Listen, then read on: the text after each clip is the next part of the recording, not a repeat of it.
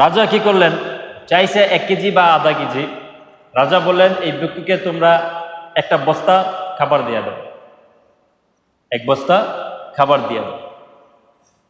যখন আশেপাশের অন্যান্য এমপি মন্ত্রীরা দেখলো, দেখার পর রাজাকে জিজ্ঞেস করলো, হে জাহাপনা, আপনার কাছে ভিক্ষুক চাইলো 1 মুষ্টি, অল্প আধা কেজি 1 কেজি, আপনি দিয়ে দিলেন 1 বস্তা, আর কারণটা? রাজা বললেন, বাদশাহ বললেন, সে ফকির, সে চেয়েছে আমার কাছে ফকিরের মতো, সে ফকির, সে চাইছে আমার কাছে ফকিরের মতো। আমি তো ফকির না, আমি রাজা, আমি দেওয়ার ক্ষেত্রে আমি রাজার মতোই দিই। সে ফকির, সে চাইতে পারে ফকিরের মতো। আমি যদি তাকে ফকিরের মতোই দিই, তাহলে আমি তার সাথে আমার মাঝে আর পার্থক্য রইল কি? সে ফকির, সে চাইছে ফকিরের মতো, আমি রাজা, আমি তাকে দিছি রাজার মতো। ঠিক তেমনি ভাবে আল্লাহ রব্বুল আলামিনের কাছে আমরা ফকির হয়ে চাই, আমরা চাই ফকির মতো। আল্লাহ রব্বুল আলামিন বাদশাহ, উনি বাদশার মতো আমাদেরকে দিয়ে। এই জন্যই তো আল্লাহ রব্বুল আলামিন মান জাআ বিল হাসানাতি ফালাহু আশরু আমসালিহা, 10 থেকে শুরু করেন, 1 থেকে করেন না। ফকির, আমরা ফকির, আমরা ওনার কাছে চাইলাম, উনি ফকির মতো আমাদেরকে অল্প দেন, এরকম না। আমরা চাইছি অল্প, কিন্তু আল্লাহ রব্বুল আলামিনের শান আজিমুস শান, উনি বড়, উনি ওনার সবকিছুই বড়, সবকিছুর সৃষ্টিকর্তা উনি, উনি দিবেন ওই বড়র মতো। এই জন্য উনি দেওয়াই শুরু করেন 10 থেকে। সুবহানাল্লাহ। أما بعد فأعوذ بالله من الشيطان الرجيم. بسم الله الرحمن الرحيم. من جاء بالحسنة فله 10 أمثالها ومن جاء بالسيئة فلا يجزى إلا مثلها وهم لا يظلمون.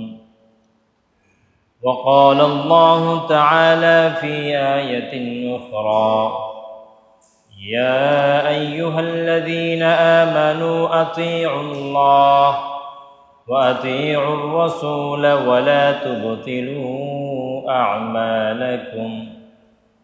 صدق الله العلي العظيم. وقال رسول الله صلى الله عليه وسلم: من صام رمضان ثم أتبعه 6 من شوال كان كصيام الدهر أو كما قال عليه الصلاة والسلام. আলহামদুলিল্লাহ, আলহামদুলিল্লাহ, আলহামদুলিল্লাহ। আল্লাহ রব্বুল আলামিন এক একটা মৌসুমে, এক একটা সিজনে এক এক রকম অফার দিয়ে থাকেন। আমাদের বিভিন্ন জায়গায় যখন মেলা হয়, বাণিজ্য মেলা হয়, তা আমরা লক্ষ্য করি মেলাতে ডিসকাউন্ট দেওয়া হয়। 50%, 40%, 30% ডিসকাউন্ট দেওয়া হয়। ঠিক তেমনিভাবে আল্লাহ রব্বুল আলামিন আমাদেরকেও বিভিন্ন মাসে, বিভিন্ন মৌসুমে সামান্য কিছু বিনিময়ে অনেক বড় প্রতিদান দিয়ে থাকেন। যেরকমভাবে মেলা ছাড়া সাধারণত 1000 টাকার জিনিস কিনলে মেলার ভিতরে 700 টাকা দেয় ওই 1000 টাকার জিনিস পাওয়া যায়। ঠিক তেমনিভাবে কিছু নির্দিষ্ট জায়গা, নির্দিষ্ট সময় এরকম রয়েছে, যে সমস্ত জায়গা বা সময়ে আল্লাহ রব্বুল আলামিন অল্প বিনিময়ে, অল্প পুঁজিতে আল্লাহ রব্বুল আলামিন বেশি লাভ দিয়ে থাকেন। তার মধ্যে অন্যতম একটা ছিল রমাদানুল মুবারক। আল্লাহ রব্বুল আলামিন এই রমজান মাসে এক একটা ফরজের বিনিময়ে 70টা ফরজ দিয়েছেন। দানের বেলায় 1 টাকার বিনিময়ে 700 থেকে শুরুই করেছেন। এক একটা ইবাদতের আবার এক এক রকম ফজিলত। ইবাদতের ক্ষেত্রে আল্লাহ রব্বুল আলামিন সব সময়, সাধারণত রমজান ছাড়া যে কোনো সময়, সাধারণ সময়ে মান জাআ বিল হাসানাতি ফালাহু 10 আমসালিহা, যখন কোনো বান্দা বিশেষ কোনো মুহূর্ত বা বিশেষ কোনো সময়ে না, রমজানে না, সাধারণ সময়ে যখন কোনো বান্দা কোনো ইবাদত করে, আল্লাহ রব্বুল আলামিন ওই বান্দার ইবাদতের প্রতিদান 10 থেকে শুরু করেন। সুবহানাল্লাহ। শুরু করেন 10 থেকে, মানে আমি 1 রাকাত নফল নামাজ পড়লাম, আল্লাহ রাব্বুল আলামিন আমার 10 রাকাত নফল নামাজ থেকে আমার সওয়াব শুরু করবেন। সেটা আমার নিয়তের উপর, আমার মনোযোগের উপর, আমার ইখলাসের উপর নির্ভর করে সেটাকে আল্লাহ রাব্বুল আলামিন 10, 20, 30, 70 গুণ পর্যন্ত বাড়াই দিতে পারেন। কিন্তু আল্লাহ রাব্বুল আলামিন শুরুই করলেন 10 থেকে। আল্লাহ রাব্বুল আলামিন কিন্তু 1 থেকে শুরু করতে পারে। আল্লাহ রাব্বুল আলামিন আমাদের বান্দার ইবাদতের প্রতিদান শুরুই করেন 10 থেকে। মান জাআ বিল হাসানাতি ফালাহু আশরু আমসালিহা। এটা সাধারণ সময়ের কথা এটা। এরপরে প্রশ্ন হইতে পারে, তাহলে যে আল্লাহ রাব্বুল আলামিন একটা ইবাদতের বিনিময়ে 10টা করে নেকি শুরু করেন, গুনার ক্ষেত্রে কি করেন? গুনাও কি তাহলে একটা গুনাহ করলে 10টা গুনাহ থেকে শুরু করেন? 10টা গুনাহ এরকমভাবে আমার আমলনামায় লেখা হয়? আল্লাহ রাব্বুল আলামিন কোন এপিকে ওইটাও বলে দিয়েছে, ওয়ামান জাআ বিসাইয়্যাতি ফালা ইউজজা ইল্লা মিসলাহা। আল্লাহ রাব্বুল আলামিন কোরআন এপিকে বলেন, যে ব্যক্তি ভালো কাজ করলো, কোনো নেক কাজ করলো, কোনো ভালো আমল করলো, তার প্রতিদান আমি 10 থেকে শুরু করি। কিন্তু যখন সে কোনো গুনাহ কাজ করে, কোনো খারাপ কাজ করে, আমি ইচ্ছা করলে তার 10 থেকে শুরু করতে পারতাম না। ওমান জাআ বিসাইয়্যাতি ফালা ইউজজা ইল্লা মিসলাহা। না, যখন সে কোনো গুনাহ করে, একটা গুনার বিনিময়ে আমি একটা গুনাহই লিখি, একটা গুনার বিনিময়ে একটা গুনাহই লিখি, একটার বেশি আমি লিখি না। সবের বেলা আল্লাহ রাব্বুল আলামিন বেশি দিতেছেন, কিন্তু গুনার বেলা যা করি তাই দিতেছেন, বেশি দিতেছেন। হুম লা ইউজলামুন, কারো উপর কোনো জুলুম করা হবে না। আল্লাহ রাব্বুল আলামিন কারো প্রতি কোনো জুলুম করেন না। যদি আমার ভাগ্যে জাহান্নাম লেখা হয়, সেটা আমার নিজের হাতের কামাই। আল্লাহ রাব্বুল আলামিন আমাকে বলেছিলেন এভাবে এভাবে চলার জন্য, এভাবে এভাবে করার জন্য, আমি ওইভাবে চলি নাই, বিপরীত চলেছি। সুতরাং আমার কপালের কারণে আমার ওপর এই আযাব আসতেছে। কিন্তু আল্লাহ রাব্বুল আলামিন মানুষের প্রতি কখনোই জুলুম করেন না, কখনোই জুলুম করেন। এক ঘটনা আছে, একজন রাজার দরবারে একজন ফকির আসে। ফকির এসে তার কাছে কিছু ভিক্ষা চাইছে, যে জাহাপনা, আমি খুব ক্ষুধার্ত, আমাকে কিছু খাবার দিলে আমি খুব উপকৃত হতাম, আমি ক্ষুধা মিটাতাম। অল্প কিছু উনি খাবার চাইছে, ভিক্ষুক অল্প কিছু খাবার চাইছে। রাজা কি করলেন? চাইছে 1 কেজি বা আধা কেজি।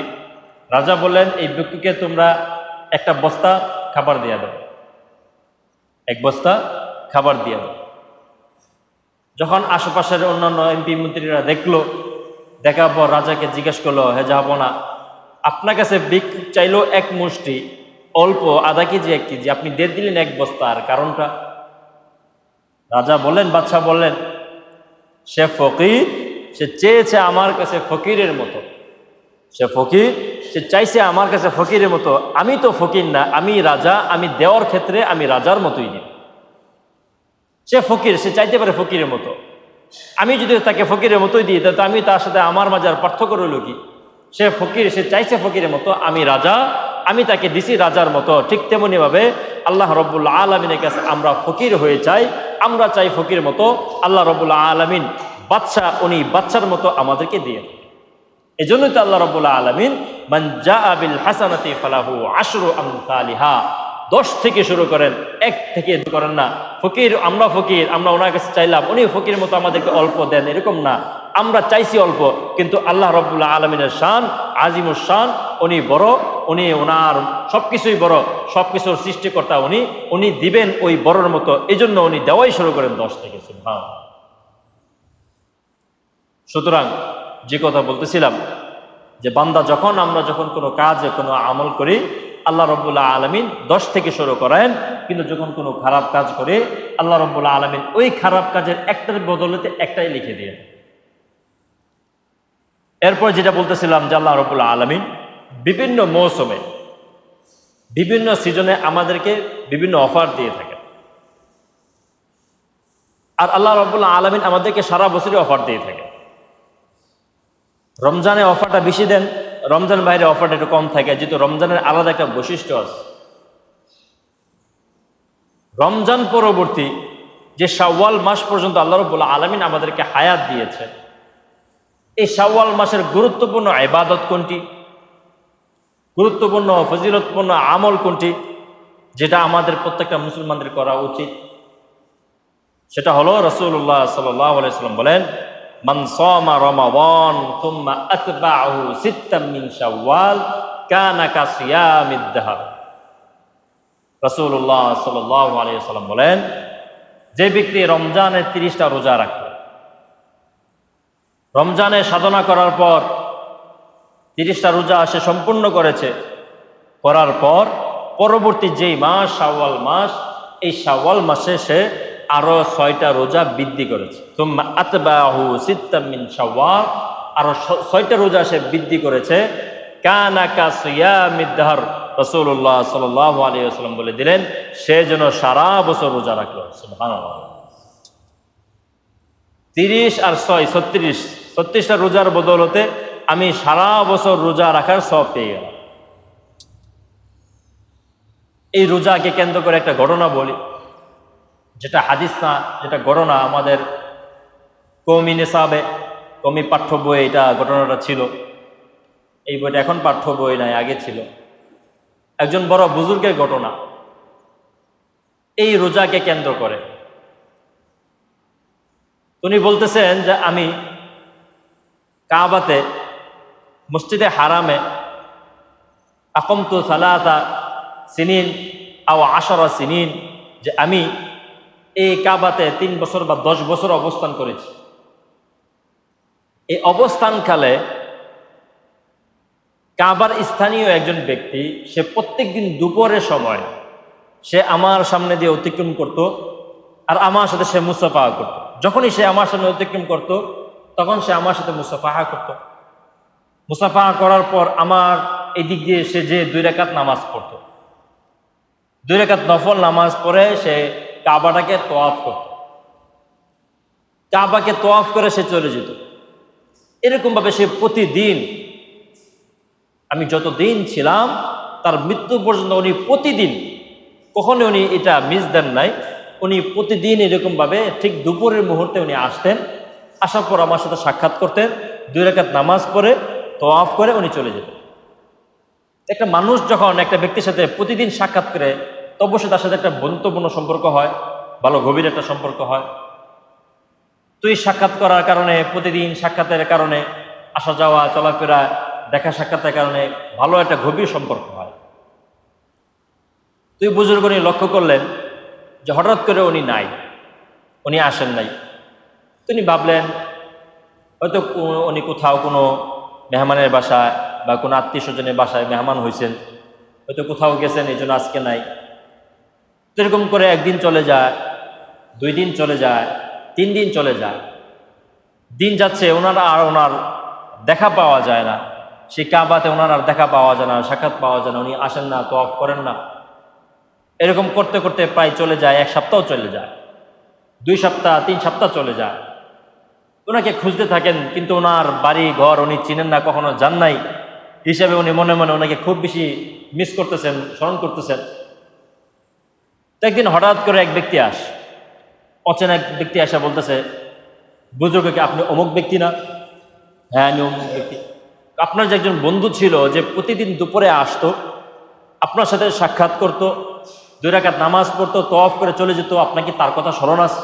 হ্যাঁ অবশ্যই আমার স্মরণ আছে, আমি তো তাকে অনেক দিন যাবত আমি তাকে মিস করতেছি, অনেক দিন যাবত তার আমার কোথাও সাক্ষাৎ নাই, অনেক দিন যাবত এখানে উনি আসেন না। পরে বলতেছে যে আপনি কি জানেন ওনার কি অবস্থা? না আমি তো জানি না, তার বাড়ি ঘরও আমি চিনি না। উনি বলতেছেন যে ওনার তো খুব মর্মান্তিক অবস্থা, মৃত্যু শয্যায় উনি ঘরে পড়ে আছেন, ঘরে শুয়ে আছেন, এরকমভাবে এখানে আসতে পারেন না।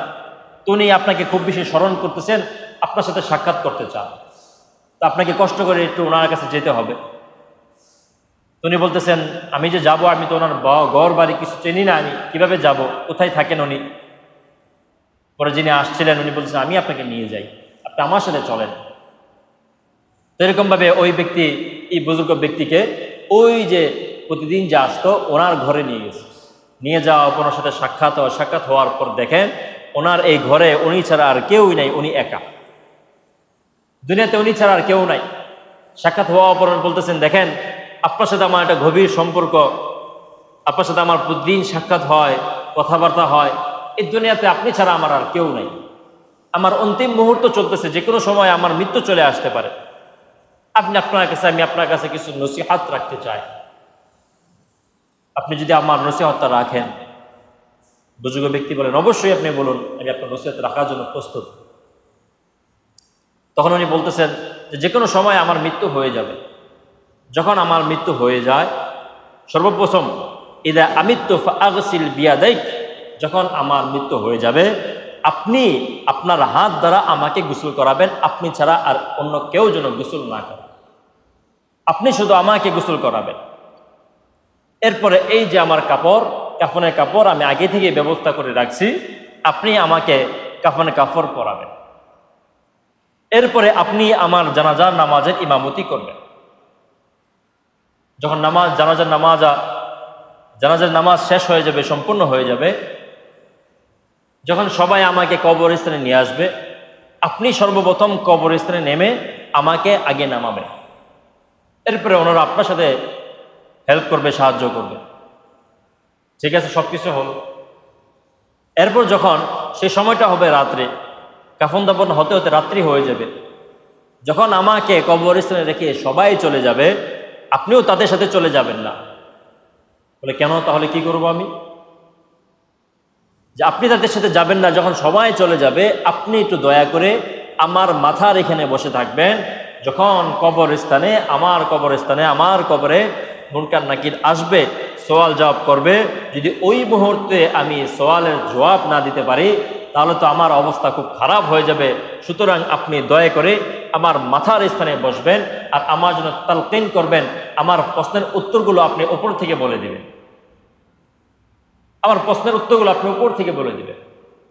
যদিও এটা সম্ভব না। যদি এটা সম্ভব হতো তাহলে তো আমরা যখন আমাদের বাবাদেরকে কবরে রাখি, আমরা বসে থাকতাম কবরের সওয়ালের উত্তর দেওয়ার জন্য। আলেমরা, হাফেজ সাহেব, আলেম, মৌলানা, মুফতি, ওনারাও যেতেন ওনাদের বাবার কবরে উত্তর দেওয়ার জন্য। এটা সম্ভব না। যেহেতু উনি নসিহাত করেছেন, এই জন্য উনি নসিহাত ওয়াদা উনি রক্ষা করতেছেন। সবকিছু যখন কাফন দাফন হয়ে গেল, সবকিছু হয়ে গেল, সবাই চলে গেল, উনি কবরের মাথার দিকে উনি বসে রইলেন। রাত্র হয়ে গেছে গভীর। একটা জায়গায় মানুষ একটা স্থানে কতক্ষণ বসে থাকতে পারে? তার ঘুম নিদ্রা চলে আসে। ঠিক তেমনি ভাবে ওই বুজুর্গর চোখে হালকা নিদ্রা চলে আসে। যখন নিদ্রা চলে আসে, যখন হালকা চোখটা বন্ধ হলো, সাথে সাথে একটা গাইবি আওয়াজ আসে, তুম ইযহাব ইলা মা'বাদিক, যে তুমি দাঁড়াও, তুমি তোমার ইবাদতখানায় চলে যাও। কবরস্থ ব্যক্তির সাথে তোমার ভালোবাসা আদান প্রদান করার কোনো প্রয়োজন নেই।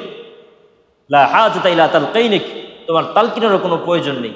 আমরা এখানে আছি, তার কি করার আমরা দেখব, তুমি এখান থেকে চলে যাও। হঠাৎ করে বুজুর্গ ব্যক্তির ঘুম ভেঙে যায়। ভেঙে যাওয়ার পর উনি চিন্তা করতেছেন, এটা হয়তো শয়তান থেকে কোনো ধোঁকা আসতে পারে বা কোনো অস্পশা আসতে পারে আমার ওয়াদাকে ভঙ্গ করার জন্য। তো উনি আবারও বসে রইলেন। যখন আবার দ্বিতীয়বার যখন আবার চোখটা হালকা লেগে যায়, নিদ্রা চলে আসে, সেম একই স্বপ্ন আবার উনি দেখেন। দেখার পর আবারও ঘুম ভাঙে। তৃতীয়বার যখন উনি আবারও একই স্বপ্ন দেখেন, একই আওয়াজ ওনার আসার পর উনি পাল্টা নিজে থেকে এরকমভাবে বললেন, লা নারক, আমি তো তোমাদেরকে দেখছি না। মান আনতুম, তোমরা কারা? এই আওয়াজ কোত্থেকে আসছে? আমিও তোমাদেরকে দেখতে পাচ্ছি। তখন ওই গাইবী আওয়াজ তারা বলতেছে যে আমি এই ব্যক্তির প্রত্যেক বছর বালেগ হওয়ার পর থেকে যে এই ব্যক্তি মৃত্যু পর্যন্ত শাওয়ালের 6টা রোজা রাখতো, সেই 6টা রোজা আমরা এখানে দাঁড়িয়ে আছি। আজকে শুধু তার কবরে এই সওয়াল জবাব পর্বেই আমরা চলে যাব না, এরকম না, তার সওয়াল জবাব পর্ব পর্যন্ত আমরা থাকবো, কবরস্থানে থাকবো, যতক্ষণ না পর্যন্ত হাসর নাসর সবকিছু হবে, যতক্ষণ না পর্যন্ত এই ব্যক্তির জান্নাতের ফয়সালা না হচ্ছে, ততক্ষণ পর্যন্ত আমরা এই ব্যক্তিকে ছেড়ে যাব না। সুবহানাল্লাহ। আমরা হলাম এই শাওয়ালের 6টা রোজা। এটা একটা ঘটনা, প্রসিদ্ধ একটি ঘটনা। সুতরাং এই শাওয়ালের 6টি রোজার এত ফজিলত, আমরা সকলেই এই রমজানের পরে এই একটা গুরুত্বপূর্ণ একটা ইবাদত, এই যে রোজা, এই রোজাটা রাখার চেষ্টা করি। এখন আসি যে রাসূলুল্লাহ সাল্লাল্লাহু আলাইহি ওয়াসাল্লাম যে হাদিসটা বলেছেন মান সামা রমাদান সুম্মা আতবাহু সিত্তাম মিন শাওয়াল কানা কাসিয়ামিদ দাহর, যে ব্যক্তি রমজানের 30টা রোজা রাখলো, রাখার পর শাওয়ালের 6টা রোজা রাখলো, আল্লাহ রাব্বুল আলামিন তাকে যেন সারা বছর রোজা রাখার প্রতিদান দিয়ে থাকেন। এটা একটা হিসাব আমরা বের করি। হাদিস তো আছে, রাসূলের হাদিস, এখানে আর কোনো হিসাব বের করার কোনো অবকাশ নাই। এরপরেও আমরা একটা হিসাব বের করি, হিসাবটা বের করে মিলায় যে এটা কি হিসাব দ্বারা পরিপূর্ণ হয় কিনা, একটা বছর পূর্ণ করা যায় কিনা। ওই যে প্রথম একটা হাদিস বলেছিলাম, মান জাআ বিল হাসানাতি ফালাহু আশারু আমসালিহা, যখন কোনো মুমিন বান্দা ভালো কাজ করে, নেক কাজ করে, সওয়াবের কোনো কাজ করে, আল্লাহ রাব্বুল আলামিন ওই তার প্রতিদান 10 থেকে শুরু করে। সুতরাং আমরা 10 পর্যন্তই থাকি, 10 থেকে 20, 30, 40, 70 ওইদিকে আমরা না যাই। ওটা আল্লাহ রাব্বুল আলামিন দিয়ে থাকেন। এক একজনের এক এক আমলের ইখলাসের এরকমভাবে উপর নির্ভর করে, নিয়তের উপর নির্ভর করে তাকে অনেক বৃদ্ধি করা দেওয়া হয়। আমরা শুধু 10-এর ভিতরে সীমাবদ্ধ থাকি। রমজানে আমরা কয়টা রোজা রাখি? 30টা রোজা। রমজানে আমরা 30টা রোজা রাখি, রহমত, নাজাত, মাগফিরাত। তাহলে প্রথম রহমতের 10টা রোজাকে আমরা ধরি, 10টা রোজাকে আমরা 10 দ্বারা গুণ দিই। যেহেতু আল্লাহ রাব্বুল আলামিন প্রত্যেকটা নেকি, প্রত্যেকটা আমল, প্রত্যেকটা ইবাদতের বিনিময় 10 থেকে শুরু করেন, সুতরাং আমরা রহমতের 10টা রোজাকে 10 দ্বারা গুণ করি। তাহলে কত হয়? 100। 10 গুণ 10 কত হয়? 100। তাহলে রমজানের রহমতের 10টা রোজার বিনিময়ে আমরা কয়টা রোজা রাখতে পারলাম? মানে কয়টা রোজার বিনিময়ে পাইলাম? 100টা রোজা। নাজাতের 10টাকে আবার 10 দ্বারা গুণ দিই, হয়ে গেল আরো 100, 100 যোগ হয়ে গেল 200। চলে যাই মাগফিরাতের 10কে আমরা আবার 10 দ্বারা গুণ দিই, হয়ে গেল 100। তাহলে এই 100 মিলে হয়ে গেল 300। তাহলে রমজানের রোজা দ্বারা আমরা 300 রোজার বিনিময় পাইলাম, প্রতিদান পাইলাম। আরবি মাস হিসাবে বছরের সময় কয় দিন?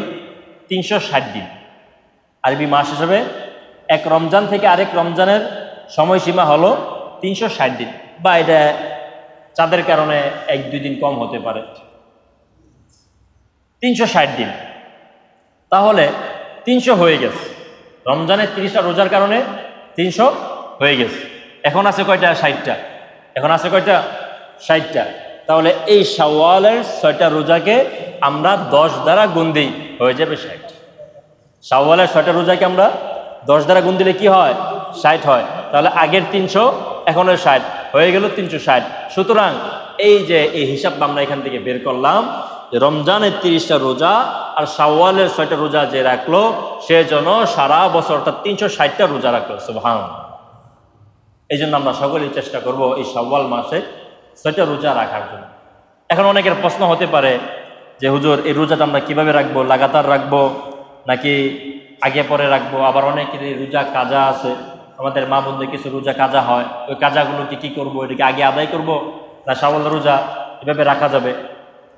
প্রথম তো হইল এটার হুকুম দাস, এটা কোনো ওয়াজিব না ফরজ না। শাওয়ালের রোজা এটা ওয়াজিব না ফরজ না, এটা মুস্তাহাব। রাখলে সওয়াব, না রাখলে গুনাহ নাই। মাকরুহ না, ছোটখাটো গুনাহ না রাখলে কোনো গুনাহ নাই। শাওয়ালের রোজা রাখলে সওয়াব, না রাখলে গুনাহ কিচ্ছু নাই। এটা মুস্তাহাব, এটা ইবাদত, নফল ইবাদত। এরপরে আসি যে এই রোজাটাকে আমরা লাগাতার রাখবো কিনা। রাসূলুল্লাহ সাল্লাল্লাহু আলাইহি ওয়াসাল্লাম বলছেন, সুম্মা আতবাহু সিত্তাম মিন শাওয়াল, শাওয়াল থেকে 6টি রোজা তোমরা পূর্ণ করবে। এখানে রাসূল বলেন না আউয়ালান, যে শাওয়ালের প্রথম দশকে বা প্রথম 6-এর দিকে তোমরা রোজা শুরু করবে, বা মাঝখানের একসাথে তোমরা রোজা রাখবে, এগুলো রাসূল সাল্লাল্লাহু আলাইহি ওয়াসাল্লাম কিছু বলে নাই। শুধু বলছেন শাওয়াল থেকে তোমরা 6টা রোজা পূর্ণ করবে। সুতরাং এইটাকে আমরা লাগাতারও রাখতে পারি, আবার আলাদা আলাদা ভেঙে ভেঙে যে কোনো সময় এই শাওয়ালের 30 দিনে আমার যখন মুনাসিব হয় আমি তখন রাখতে পারি, যখন মুনাসিব আমি তখন রাখতে পারি। তবে শাওয়ালের 1 তারিখ রাখা যাবে না, যেহেতু সেটা ঈদের দিন। ঈদের দিন রোজা রাখা হারাম। ঈদের দিন, 2 ঈদের দিন রোজা রাখা হারাম। এছাড়া সারা বছর যে কোনো সময় রোজা রাখা যায়, শুধু ঈদের দিনে, 2 ঈদে, কোরবানির ঈদ, রমজানের ঈদ, এই 2 ঈদে রোজা রাখা হারাম। তাহলে আমরা 2 শাওয়াল থেকে যে কোনো সময় আমরা এই 6টা রোজা পূর্ণ করতে পারি। এখন আসি যাদের কাজা আছে, আমরা কি আগে কাজাটা পূর্ণ করব নাকি শাওয়াল রোজা আগে পূর্ণ করব? যেহেতু আমরা যদি কাজা পূর্ণ না করি তাহলে তো আমার রোজা 30টা হচ্ছে না। সেক্ষেত্রে সমাধান কি? ফুকাহায়ে কেরাম এবং ফুকাহায়ে আহনাফ, আমাদের উলামায়ে কেরামের মতে, ফুকাহায়ে কেরামের মতে শাওয়ালের রোজাটা যেহেতু শুধু শাওয়ালের সাথে খাস, এই রোজাটা আর অন্য মাসে রাখা যাবে না। মুহররম, সফর, অন্য কোনো মাসে রাখা যাবে না। অন্য কোনো মাসের নফল রোজা রাখলে সেটা নফল রোজার সওয়াব হবে, বাকি শাওয়ালের যে রোজার প্রতিদান সেটা পাওয়া যাবে না। যেহেতু শাওয়ালের এই 6টা রোজা শাওয়ালের সাথেই খাস, সুতরাং এই 6 রোজাকে শাওয়ালেই রাখতে হবে। বাকি যে আমার জিন্দিগির যে কাজাগুলো আছে ওইগুলোকে আমরা যে কোনো সময় আদায় করতে পারবো। সামনের রমজানের আগে যে কোনো সময় আমরা আদায় করতে পারবো। সুতরাং যদি আমার জিন্দিগিতে রোজা কাজা থাকে তাহলে সমস্যা নাই, রোজা কাজা আমি শাওয়ালের আগেও করতে পারি, পরেও করতে পারি। এখানে এতটুকু অবকাশ আছে। যদি আমরা এটাকে শাওয়ালের সাথে খাস করে দিই তাহলে ওই সুযোগটাকে আমরা নাকচ করে দিলাম, এটা ঠিক না। যেখানে আল্লাহ রাব্বুল আলামিন আমাদেরকে সারা বছর 11 মাস, বাকি 11 মাস রোজা রাখার সুযোগ দিয়েছেন, সেই জায়গায় এই কাজা রোজাকে শাওয়ালের মাঝে সীমাবদ্ধ করা ঠিক হবে না। সুতরাং এই কাজা রোজা যেগুলো আছে এগুলো আমরা বাকি অন্য সময় যে কোনো মুহূর্তে আমরা সুযোগ বুঝে আদায় করে ফেলব। এখন যদি কেউ ওই রোজাগুলো রাখার আগেই মারা গেল, তাহলে সেই ব্যক্তি কি করবে? তাহলে তো আর রমজানের রোজা পূর্ণ হলো না। আবার শাওয়ালে সে 6টা রোজা রাখছে, কিন্তু রমজানের রোজা তো পূর্ণ হলো না। কাজাগুলো যেগুলো ছিল এগুলো সে আদায় করতে পারলো না, এর আগে তার মৃত্যু হয়ে গেল। এক্ষেত্রে আল্লাহ রাব্বুল আলামিন তার নিয়তের উপর লক্ষ্য রাখবেন, তার ইখলাসের উপর লক্ষ্য রাখবেন যে এই ব্যক্তি আমলের প্রতি কতটুকু গুরুত্ব, বিধানের প্রতি তার কতটুকু গুরুত্ব ছিল, যে তাকে যদি আমি হায়াত দিতাম অবশ্যই সে আদায় করত। সে 5 ওয়াক্ত নামাজি, সে কাজার প্রতি আগেও লক্ষ্য রেখেছে। যে এরকম ব্যক্তি হয় তাহলে আল্লাহ রাব্বুল আলামিন তাকে ওই যে সারা বছর রোজা রাখার প্রতিদান দিয়ে দিবে। সুবহানাল্লাহ। আর যদি আমার আমলনামা ওইরকম হয়, মন মানসিকতা বিধানের ক্ষেত্রে আমার সরলতরণ থাকে, সেটা আল্লাহ তাআলার উপর, আল্লাহ তাআলা দিতেও পারে নাও দিতে পারে, সেটা আল্লাহ তাআলার হুকুমের উপর। এই হলো বিষয়।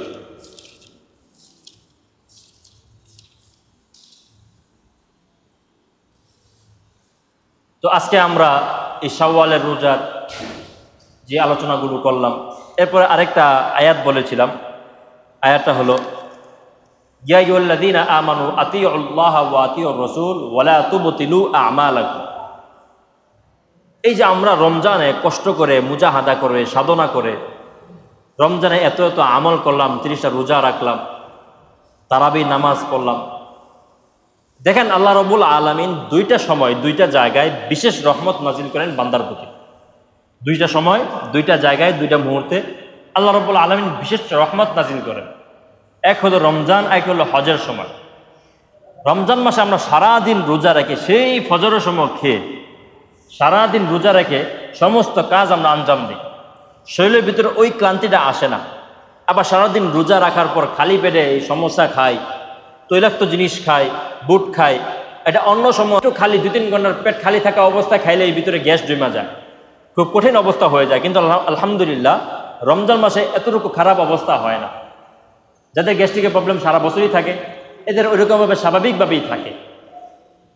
এই যে আল্লাহ রাব্বুল আলামিন রমজান একটা বিশেষ একটা রহমত ওনার পক্ষ থেকে আমাদের প্রতি নাজিল করেন, সারাদিন রোজা রাখার পরেও আমাদের সমস্ত কাজ আবার ঠিক স্বাভাবিকভাবেই চলতে থাকে। অন্য সময় সকালে 10টার সময় খাবার খেলেও দুপুরে আবার না খেলে আর কিছু ভালো লাগে না, কাজ করতে ভালো লাগে না, পেটে ক্ষুধা, অনেক বেশি ক্ষুধা লাগে, কিছু না কিছু খাইতেই মনে চায়। এ হলো রমজানের বিষয়। আরেক হলো হজের মৌসুম, যেটা আল্লাহ রাব্বুল আলামিন আমার নিজ চোখে দেখাইছেন। যেই মুরব্বীরা ভালোভাবে চেয়ার ছাড়া নামাজও পড়তে পারে না, যে মুরব্বী নিচতলা থেকে দোতলায় উঠতে পারে না, এই মুরব্বী সেই বিশাল মাইল কি মাইল কাবাথরি এরকম ভাবে আরাফা, মিনা, মুজদালিফা হাইটা হাইটা আসতেছে, যেটা কল্পনাও করা যায় না। এই লোকগুলোকে আল্লাহ রাব্বুল আলামিন সুস্থ অবস্থায়, হয়তো ওনারা কষ্ট হচ্ছে, অন্য সাথীরা একটু আগে চলে গেছে, উনি পিছনে আছেন, কিন্তু দেখা যায় যে ওনারা বসে থাকে না, আল্লাহ রহমতে ওনাদের কাজগুলোও শেষ হয়ে যায়। সুবহানাল্লাহ। যেটা অসম্ভব মনে হয়, পুরো অসম্ভব। আল্লাহ তাআলা খাস রহমত ছাড়া আর সম্ভব নয় এই জায়গায়। আমাদের তো যুবকরাই ঘাবড়ায় যায়। এই যে রাত নাই, ঘুম নাই, খাবার ঠিক নাই, এই এত বিশাল তাপমাত্রা 40-45 তাপমাত্রা, এই তাপমাত্রার মধ্যে আরাফা থেকে মুজদলিফা, মুজদলিফা থেকে মিনা হাঁটতে হাঁটতে হাঁটতে হাঁটতে একবারে মানে শরীর শেষ হয়ে যাওয়ার কথা। কিন্তু আল্লাহর রহমতে এই যে একটা খাস রহমত ওনার প্রতি আমাদের প্রতি থাকে ওনার পক্ষ থেকে, এই জন্য মুরব্বী নাই, যুবক নাই, সবাই এই সমস্ত কাজগুলোকে সুন্দরভাবে আঞ্জাম দেয়। এই দুইটা জায়গা আল্লাহ তাআলা বিশেষ রহম থাকে। তো যে আয়াতটা যেটা বলছিলাম, আল্লাহ রাব্বুল আলামিন বলেন যে তোমরা তোমাদের আমলগুলোকে নষ্ট করো না, ওয়ালা তুবতিলু আমালাকুম। আমলগুলো নষ্ট হয় কিভাবে? এই যে রমজানে আমি সুন্দরভাবে সাধনা করে 30টা রোজা রাখলাম, তারাবি পড়লাম, সবকিছু করলাম, এখন যদি আমি আবার সেই আগের জায়গায় চলে যাই, আবার আগের মতো চলাফেরা করি, রমজান ছাড়াও এরকমভাবে বিড়ি সিগারেট খাওয়া শুরু করি, বিভিন্ন যে গুনাহগুলো আছে এগুলো যদি আমরা আগের মতো করতে থাকি, তাহলে ওই তুবতিলু আমালাকুম, আমলগুলো নষ্ট হয়ে যাবে, আমলগুলো নষ্ট হয়ে যাবে। আল্লাহ রাব্বুল আলামিন আরেকটা আয়াতে বলতেছেন যেরকম ভাবে যে একজন মহিলা সে কষ্ট করে, অনেক কষ্ট করে সুতা পাকাইল, সুতা পাকানোর পর এরপরে সে এটাকে আবার অযথা শুধু শুধু এগুলোকে সে কেটে বা এরকমভাবে টুকরো টুকরো করে ফেললো, তাহলে তার এই সুতা পাকানোর কি দরকার ছিল? এই সুতা পাকানোর তো কোনো প্রয়োজন ছিল না, এটা অবহেলা একটা কাজ করলো। ঠিক তেমনি ভাবে তোমরাও তোমাদের আমলগুলোকে ওই মহিলার মতো করবে না, যে মহিলা এত কষ্ট করে সুতা পাকাইলো আবার সুতা ছিঁড়ে ফেললো। আমরাও এত কষ্ট করে রমজানের রোজা রাখলাম, আবার আগের অবস্থায় চলে গেলাম, তো রমজানের রোজাগুলো আমার নষ্ট হয়ে যাবে। এই জন্য আমাদের চেষ্টা করা উচিত রমজানে যেরকমভাবে আমরা আমাদের নিজেদেরকে কন্ট্রোল করেছি, ঠিক সেরকমভাবে যেন আমরা সারা বছর মৃত্যু পর্যন্ত দিনের ওপর অটল থাকতে পারি, এবং কি দিনের ওপর অটল থেকে কবরে যেতে পারি। আল্লাহ রাব্বুল আলামিন সেই তৌফিক দান করুন, এবং শাওয়ালের 6টা রোজা রাখার সময় সুযোগে 6টা রোজা রাখার তৌফিক দান করুন। সকলে বলি আমিন আমিন। ওয়া আখির দাওয়ানা আলহামদুলিল্লাহি রাব্বিল আলামিন।